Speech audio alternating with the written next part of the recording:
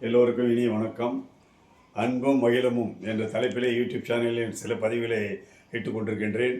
அந்த வகையிலே தமிழின் இனிமை என்ற பதிவு 7வது பதிவாக இப்பொழுது உங்கள் இடத்திலே போட்டிருக்கிறேன்.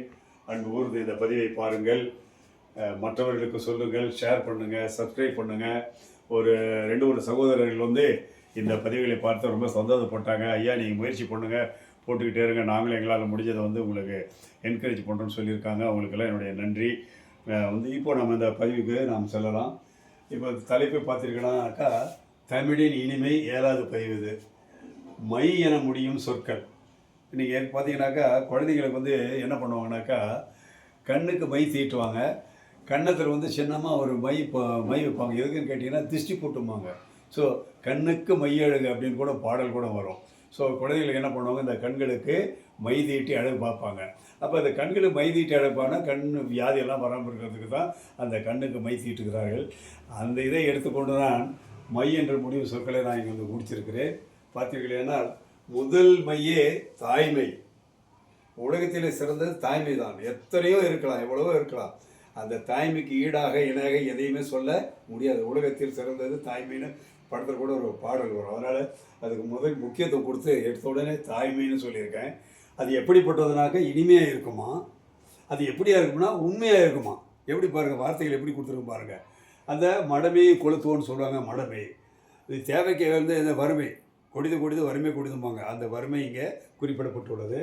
அதுக்கு பொறுத்தது கிழமை. உங்களுக்கெல்லாம் தெரியும், ஒரு 7 நாட்கள் கிழமைகள் வருது. அது வருது. யாருக்கு நம்ம அடிமையாக இருக்கக்கூடாதுங்கிறதுக்காக தான் அடிமை. எப்படி இருக்கணும், தூய்மையாக இருக்கணும். வாய்மைனா உண்மையாக இருக்கணும். கண்மை நான் இப்போ சொன்னேன் இல்லையா, கண்ணுக்கு மையழகுன்ட்டு. ஸோ இது மாதிரி தொடர்ந்து போய்கொண்டே இந்த மாதிரி புள்ளி வச்சான்னு அர்த்தம். இன்னும் நிறைய சொற்கள் இருக்குதுன்னு அர்த்தம். சரி, ரொம்ப ரொம்ப சந்தோஷம், மகிழ்ச்சியாக இருக்குது. தவிர்க்க வேண்டிய 3 ஆமைகள் இருக்குது.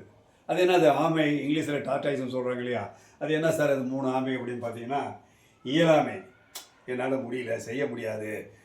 இயலாமை அப்படிங்கிறது அது இயலாமை. அப்புறம் என்னது, முடியாது, இது செய்ய மாட்டேன், முடியாது அப்படிங்கிறது முடியாமை. அடுத்தது ரொம்ப ரொம்ப முக்கியமானது பொறாமை. மற்றவங்களை பார்த்து பொறாமப்படக்கூடாது. ஸோ இந்த 3 ஆமைகளை நாம் தவிர்த்து விட வேண்டும். சரி சார், இதெல்லாம் சொன்னீங்க, என்ன மை சார் வேணும்?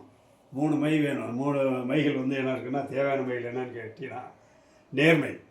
எந்த செயலுமே நேர்மையாக நடந்துக்கிட்டாக்கா அவங்களுக்கு எல்லா இதுவும் கிடைக்கும். வாய்மைனா உண்மை பேசணுங்கிறது. அடுத்து தூய்மையாக இருக்கணும். சுற்றுப்புறத்தையெல்லாம் தூய்மையாக வைத்துக்கணும். தூய்மையாக இருந்தாக்கா நோயற்ற வாழ்வான ஆரோக்கியமான வாழ்வான. அதனால தான் இந்த நேர்மை, வாய்மை, தூய்மை என்ற 3 சொற்களை குறித்திருக்கிறேன். இந்த பதிவு உண்மையிலேயே எனக்கு மன நிறைவான பதிவாக இருக்கிறது. இன்னும் இது போல் நிறைய பதிவுகளை நான் போட இருக்கிறேன். அன்பு கூர்ந்து என்னுடைய வேண்டுகோள், சப்ஸ்கிரைப் பண்ணுங்கள், ஷேர் பண்ணுங்கள், லைக் பண்ணுங்கள், உங்கள் கமெண்ட் கொடுங்க. நான் மீண்டும் உங்களிடத்தில் அடுத்த போல சந்திக்க இருக்கிறேன். உங்கள் எல்லோருக்கும் என்னுடைய வாழ்த்துக்களை கூறி இந்த பதிவை நிறைவு செய்கிறேன். நன்றி, வணக்கம்.